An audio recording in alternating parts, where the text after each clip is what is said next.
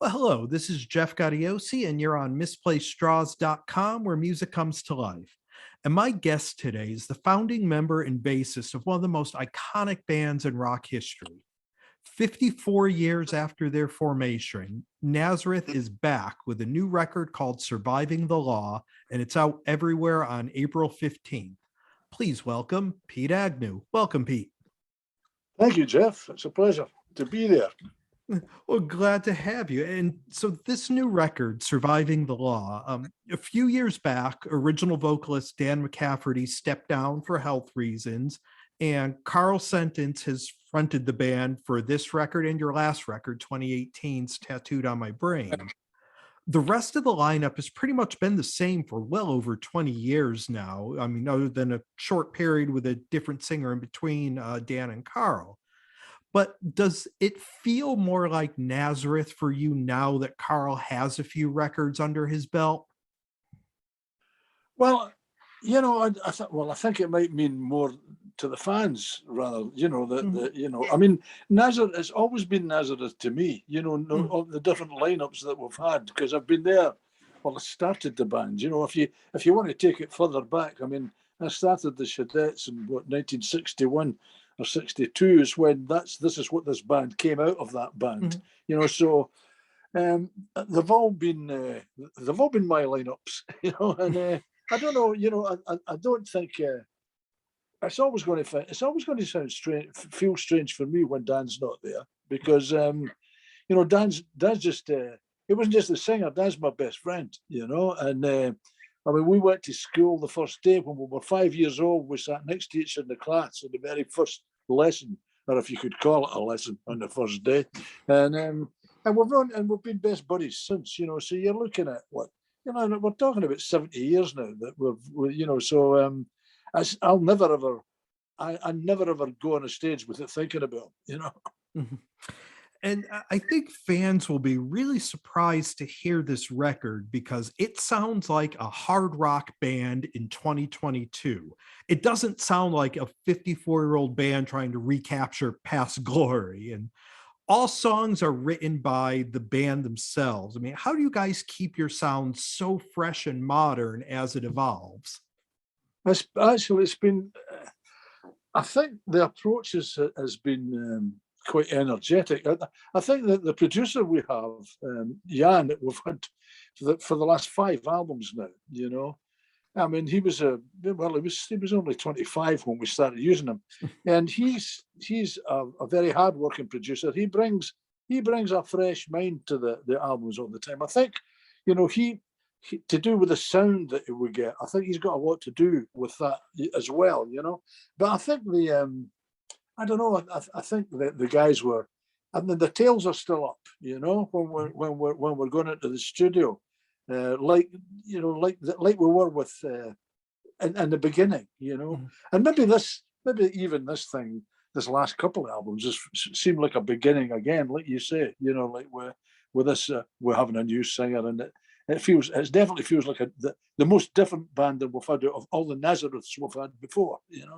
I mean, you can always change a guitarist or a drummer or a bass player or something, but when you change a singer, it's a real big deal.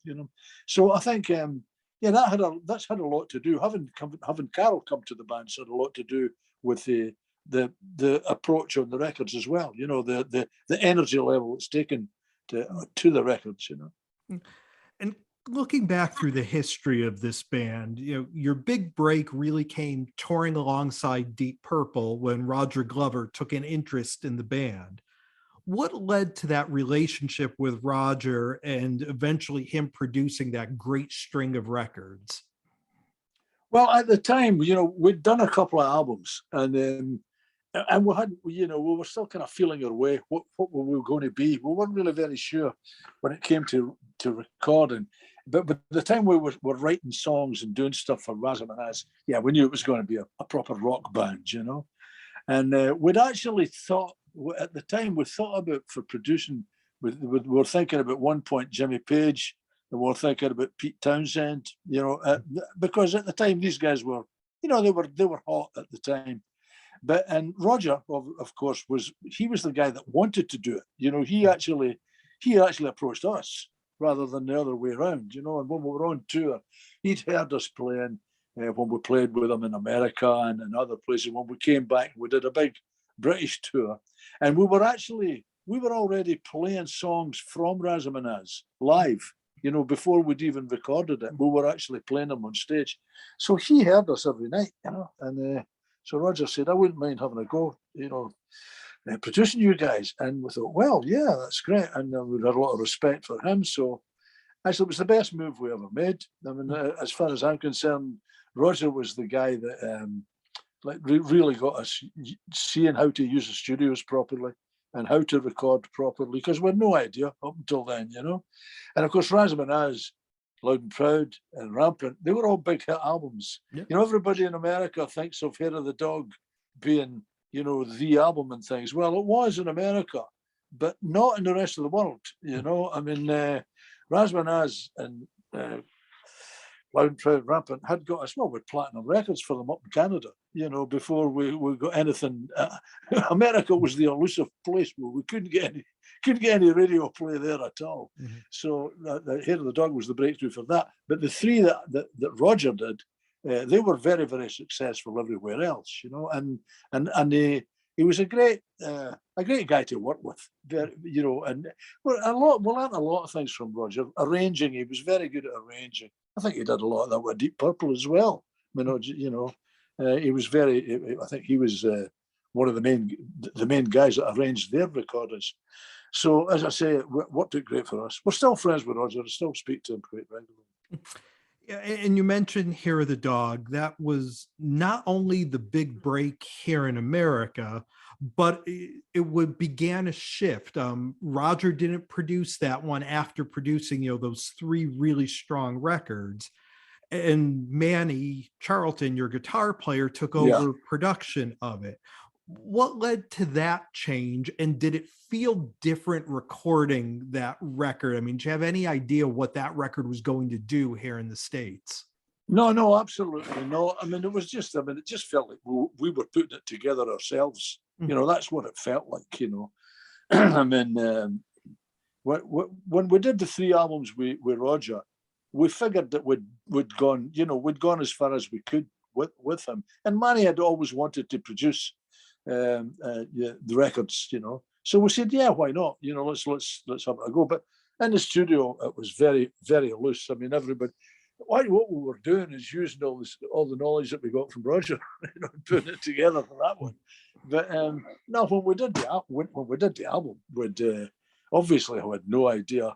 You never have any idea what an album was going to do, you know, when you do it. But we didn't think necessarily it would be the breakthrough in America. In fact, by that time, we never ever thought we were ever going to get a hit in America, because I mean the hits we had everywhere else were really good records, and it just never, you know, they just never happened. They never got played in America, you know. And then when we did Hair of the Dog, I mean, that was a fluke as well, because on Hair of the Dog you've got Love Hurts in America.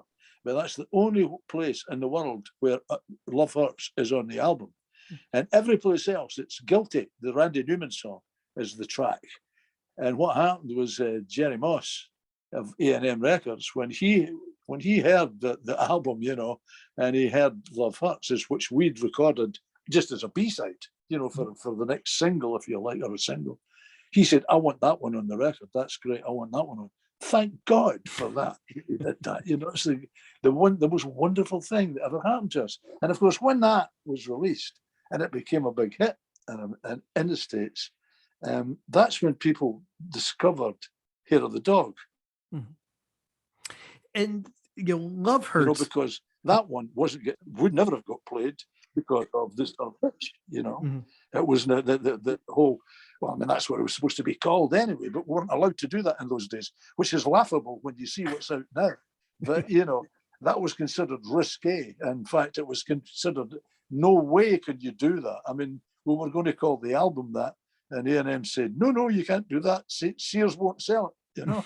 So we had to change the name of the album we were going to call it Hair of the Dog, H-E-I-R, which was the same thing. Mm-hmm. And then, of course, it became Hair of the Dog because the hard drinking Scotsman thing. So so that record that became the anthem what happened was when the album came out, the people get to hear it. And of course, at that time, you had all the college radio stations, and they could play whatever they liked pretty much, you know. And the college stations, as soon as they heard Hair of the Dog or Son of a Bitch, they never played Love Hurts. You know, the track they were going to play. And of course that became, and it was really, the whole thing was a kind of big accident, but it was a beautiful accident, you know. And that's usually how the best things happen. Yeah, but when it comes to Love Hurts, Nazareth, you guys have a history of doing incredible cover versions throughout your career. And the history of Love Hurts has always fascinated me. Written by Baudelaire Bryant for the Everly Brothers, and then rediscovered by Graham Parsons and Emmylou Harris, and then your version is totally different. Were you familiar with any of the other versions of that song? How did you guys come to that song? Well, again, the reason the reason the song was such a big hit again was another accident. Because what happened was we used to listen. The version that we liked the best was on Grievous Angel with Graham Parsons and Emmylou, and we loved that one. We used to play it in the van when we were traveling around, and the late '60s and things. And we always thought we'd maybe do that as a B-side. So we decided to do it. And what happened was Dan and me, we were recording this down in a little studio in England and outside of London and Kent, and Estate Studios. And Dan and I went up to a wedding in Scotland. We flew up on the Friday night, went to this wedding on the Saturday, and flew back down on the Sunday. And while we were away, Manny and Daryl had put down a backing track. Well, they put down a guitar and drums. And they said, listen, we've done a track for Love Hurts. And we said, oh, that's good. They said, well, do you want to stick a bass on? I went, aye, it's okay. So I stuck the bass on. And of course, what they've done is they've done it in the same key as Graham Parsons and Emmylou Harris, which is all very sweet. But when Dan went to sing, how we were going to do it was Dan and I were going to sing it together, like them, like the harmony, like everybody did Love Hurts. So Dan went in to sing it, and it sounded like, well, it just wasn't stretching his voice. It was far too low, and it sounded like nothing. So he said, nah, we won't bother doing it. He said, no, let me try singing it on the octave. I'll just, and we thought, well, the best of luck to you, pal, because when it gets to the middle, what do you think?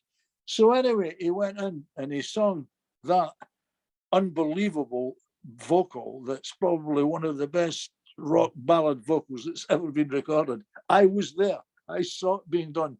He went in and he said, let me try it in the octave. And he sung that, and we were just astounded. And we went, yep, that'll do. And it was quite funny after it, because Daryl said, are you going to put the harmony on that, Pete? And I said, are you kidding me? And it was like, so Dan did that vocal. If we had been there when we recorded it, we would have listened to it and said, no, this key's not working. We'll take it up. We'd have changed the key, and that song would never have been done like the way it was done. So that whole Hair of the Dog album, that whole thing being a hit, that thing starting off in the wrong key, Dan having to push the vocal to, and the other wee things, getting put on the album, and then the college stations playing the Hair of the Dog track. It's a kind of like you couldn't make it up, really, Yeah, and as time went on, Daryl Sweet, your drummer, we lost Daryl in '99. Dan left the band for health reasons in 2014. Manny Charlton left the band in the early '90s. At this point, you mentioned how close you were with Dan. Do you still keep in touch with Dan or Manny at all? No, I saw Dan. Dan lives about 5 minutes from me, where we live in. He lives a village next door to my village in Scotland. So I usually see him quite regularly, but because of the pandemic thing, it's Dan has COPD, so very bad, and you don't want to risk giving him anything, So I've been staying clear, but lately, things have been cleaned up. So I went in to see him. I saw him the day before yesterday. I was with him. He's okay. I mean, he's not going to get any better, but it's one of these things. It's a degenerative disease, so there's not much you can do about it. But he's okay. Manny, I never see Manny. Manny lives in Spain. He moved to Cordoba, and he lived in America for a while. He lived in Texas for about 20 years, isn't it? So we never really saw much of him when he left the band. I mean, I saw him. The last time I actually saw him is we were doing a gig, and I think it was the Cotton Bowl. It was Leonard Skinner and Ted Nugent and us and Manny come along to see it. I think it was in Dallas or something, and that was a long time ago. That's gone back 20 years or something. Yeah. So again, the new record is called Surviving the Law. And like the last record, it's put out by Frontiers Records, which some may see as kind of an unusual place for a band like Nazareth. Frontiers are known for being very hands-on and a more polished melodic rock sound. How has it been working with a label that is known for a certain sound when you guys are doing something a little different from that? Well, they're actually, in actual fact, a lot of the stuff they've got, not a lot of heavy metal stuff, That's their, and I don't know. It's they came to us. What we always think of them as being like what we call a catalog company. They're one of these guys that are always getting these bands that have already had their main recording history, and they're needing a label to put something out on, and people, White Snake are with them, and it's funny. There's so many bands have got like 1 or 2 albums with them. Well, no, when they approached us, we basically never had a label. We could have put them out in a couple. We could have put them out in a couple of smaller labels, but they wouldn't really do much. They didn't have much of a distribution. So when Frontiers came to us, we thought, well, it was a good idea, to go with these guys. So I can only say we worked with them, and we tattooed on my brain, and everything was hunky-dory, so everything seemed to be fine. And with this one, they seem to be doing a good job already, like pre the release, there's a lot of work gets done, as I'm lining up, talking to guys like you, and a lot of the stuff they're very good with the online stuff, with it using the internet. So they seem to be okay. I'll tell you something, I've never actually met anyone from Frontiers yet. I've never actually met anyone. And there's a guy that I deal with, he's in the States. He's their main man in the States, and he does a lot of the stuff with the artists, So they are actually in Naples and in Italy. So, like I say, I've never really seen them, but I'm quite happy with the job they're doing with Nazareth, and we're due to do another album with them when we get the energy. And, we mentioned the record is out on April 15th. Now that things are kind of clearing up a little bit, does the band have any touring plans? Well, you know what? I should be in Russia right now. This is where we should be in Russia, heading for Ukraine next week. Oh, wow. So, and I should have been in Omsk last night. And tonight we were traveling, and we were going to St. Petersburg to play tomorrow night, which we're not doing for obvious reasons. And then we were heading down to Kiev, to Kharkiv, and to Zaporizhia, where the big power station is that's been bombed. So that's where we were going. Obviously, that all got cancelled. And so we don't have anything really happening until June, all because of the pandemic. Yeah. What happened was everything, even last year, all the things we lined up last year, because everyone thought it would all be over by then. But of course, it wasn't. So you had to cancel all those things again. So then this year, I had all these dates all booked all the way through the year. And again, January, we managed to do 2 shows in January, 2 little festivals, and then everything was cancelled everywhere again with this other thing that came out, the Oh My God or the Omicron or whatever they call it, the variant. And so the next gig I've got is a festival in Malta at the beginning of June. And then we're back to normal. It's mainly Europe we're playing. We're coming to Canada for a month in August. And then I've got a big European tour. I've got a Sweden tour, a Norwegian tour that goes, well, a lot of festivals up there. Czech Republic, we're out there for quite a bit. So a lot of the places that we normally go every year, like we can't go to Brazil, we normally go because, well, again, it's this thing. they're saying it's cleared up, and in America it really has. You guys have kind of got back to normal, but it's not like that here yet. It's still, there's still the different countries in Europe have still all got different rules. Hence, we've got surviving the law. Every place you go, it's like oh no, you can't do that now. We changed that. Oh well, that was yesterday. It was okay, yeah, but we changed that law. This is this one, and this is So it's been really. Nobody really knows just exactly what's happening now. So they were scared to take gigs. We all kind of thought, if we say the summer, then it will be safe, from then on. So we're booked all the way through. But mind you, having said that, I said that last year, and so I'm telling you, Jeff, I'm not big on the predictions these days. I don't make promises. Yeah, you can't right now. Yeah, and we get a lot of people. You get a lot of people writing on Facebook. When are you coming to the States? When are you coming to wherever, all the different places? And basically say, well, you tell me. I don't know. Well, we've been spending some time here with Pete Agnew of Nazareth. The record is called Surviving the Law. It's out everywhere on April 15th. It's a great rock record. I really enjoyed it. It's, again, it's a perfect roll down the windows summer rock and roll record, which you can't beat. So, Pete, thank you so much. Best of luck with the record. And thank you for taking some time to talk about it. Oh, thanks, Jeff. It's been great talking to you. Really, it's my pleasure entirely. So let's hope we get to see you when we do get over. Please look us up if I'm in your area. Without a doubt, we definitely will. Thank you, Pete. Cheers. Yep. Bye.